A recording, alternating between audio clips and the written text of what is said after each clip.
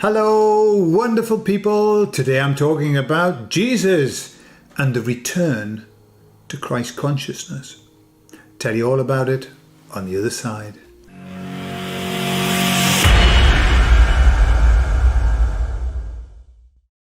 So I mentioned a while ago the amount of people that I was seeing, people with voices who suddenly were talking about Jesus, talking about God and all of that, and never talked about it before. And suddenly they're all like, happy clappy about God and Jesus. What's that about? So I asked the Jesus energy that I commune with, I asked them, what's this about? This kind of people speaking out, people with voices, it's important. I mean, I heard Jordan Peterson, he was chatting on about Jesus and everything. And JCK just recently came out with a video chatting about Jesus. And it's lovely. 20 years ago, I would have been horrified.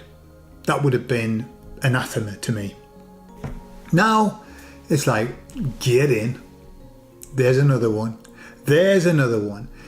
So I was asking the Jesus energy about this, and they said, yes, we're in this process of a return to God, a return to Christ consciousness. Now, I want to separate the Christ consciousness from Jesus Christ.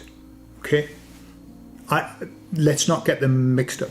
Christ consciousness is a frequency that we inhabit, that we come to. And it isn't linked to religion at all, which I'm going to get into. It isn't linked to religion.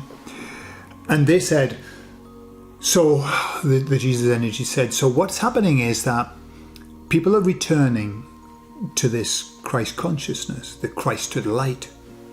The light. Very important, stay in the light. And they were saying that this is creating a shift.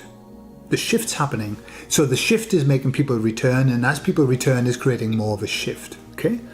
So I asked them, I said, right, so in this shift and this ascension and all of that, will it only be the people who return to the Christ consciousness that will ascend, will move on? And they said, yes and no. Or they said no and yes. That was the way they said it. What they said was no, because they said that many people are already there. They already have returned to Christ consciousness without even knowing, without it even being linked to anything to do with Christ or anything to do with religion or whatever. The way they live their lives is an example of Christ consciousness. That's what they said. So it isn't, I accept Christ and I'm born again and therefore that's it, I'm saved. It's, I am being Christ consciousness. I am standing in the Christed light. So that's what they were saying. It's about a way that we are, the essence of who we are. So that made me think of the book of Ra, where it was talking about if you're 51% in service to others, then you'll ascend, and if you're less than that, then you won't. So I said to them, is that true? That if you're 51% in service to others, then that's when you ascend, or you'll go with the right group? And they said, on the spiritual plane, we aren't into percentages. Okay, that's what they said. Don't bother with percentages. But they said, yes, the idea is that if your life is, on the whole, dedicated to service to others, dedicated to being in the Christ consciousness, then yes, that's going to be the case. So I said, hang on a minute then. What, imagine I'm 51% Christ consciousness and I scrape in, like pretty much like I did with all of my exams, just scraping through. And then somebody's like 90% Christ consciousness. Will they be even more rewarded? And they said, no. And they reminded me of a story. And it's a story about two brothers who were born of a rich merchant. And one brother decided that he was going to take over the father's business. And although he loved God, and he he always tried to help, and he would give money to the poor and things like that. He was pretty much focused on his job and doing that job, yeah. And the other brother decided to become like an errant person who had no money and would just go off and do God's service. And so what would happen is the brother, every now and again, who was working in the business, would send his brother some money or whatever to take care of him. He knew more or less where he was, but they had no contact. Well, the other brother, he just lived a life of service. He went around and, he was preaching God's word and everything, and he had no money. And basically, in the end, he died. He was just so worn out through his work. He died early and everything. And the other brother, well, he lived a long and full life with a big family and everything. And so when the person who had given up his life to God went to heaven, he was greeted at the gates saying, "Come on in, you faithful and beautiful person. Come on in, enjoy heaven." And so he went in and enjoyed heaven, as you would, wouldn't you? And then his brother, some years later, because he had a lovely life, he died, and he came up, and the doors were opened, and they said to him, "Welcome, faithful follower of God. Come on in and enjoy heaven." And the younger brother, who'd been there for a while, looked and he thought, "Wow, I spent my entire life in service to God, and he hasn't. He's just been, in the materialistic side, doing all of that. He wasn't a bad person, but he didn't do anything like I did. And yet I got exactly the same welcome." And as he thought about it, he didn't feel bad at all, because he knew that if he were to go back and live the same life, he would do exactly the same thing again. He did what he did because of who he was, not because of what he was going to gain. And so I suppose that's the idea of what the Christ consciousness was saying, that it doesn't matter. We live in a world where there are winners and losers. We live in a world where you're an A grade student, or you're a B grade student, or a C grade student. You live in a world where you've just passed the exam, or where you've got honours.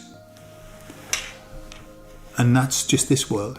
The world beyond this is, have you made it or not? If you've made it, fantastic. Have you made it with honours? Fantastic. Have you just scraped through? Fantastic. You're here. And that's something that I suppose is difficult for us to get our heads around, but that's all that we need. We just need to make it. So let's step into this beautiful place of service to others and just do what comes naturally. Service to others is nothing that you have to force. If you force it, it's not service to others, it's service to self. When you're forcing it, it's to make yourself feel better. That's what you've got to be careful of. No, service to others is just doing what you feel. Doing to others as you would have them do to you.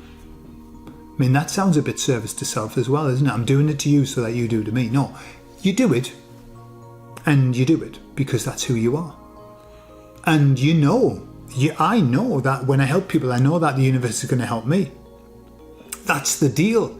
That's the way it works. So I never have to worry about that. I don't worry about, will somebody do this to me? It doesn't matter. It's going to happen. The most important thing is that you do it to others. You help other people. That's it. Sorted. And then you're over. You're over the finish line. That's it. Good news, eh? And let me finish with just one last little conversation that I had with the Jesus Energy. And I was asking them about the fact that there are lots of people who have left organised religion and who are really angry at God. I was for a good while, and angry at Jesus and all of that, yeah? And they said, well, just think about it like this.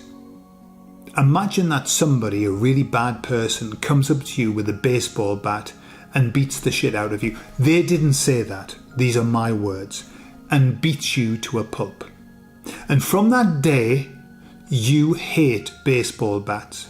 You hate baseball bats. You avoid them. Every time you're in the presence of a baseball bat, you get really angry.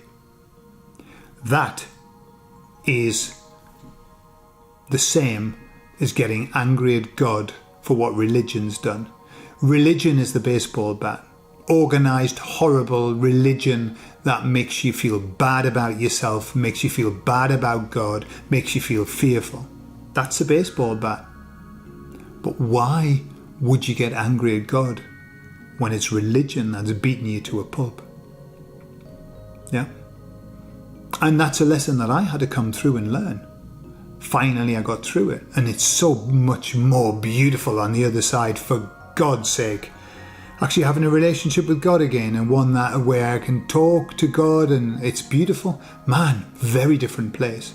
So my baseball bat is well gone now. Well gone. It doesn't make me angry anymore.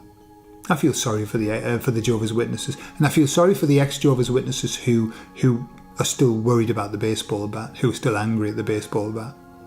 I love you all, and I'll speak to you all later. Bye-bye.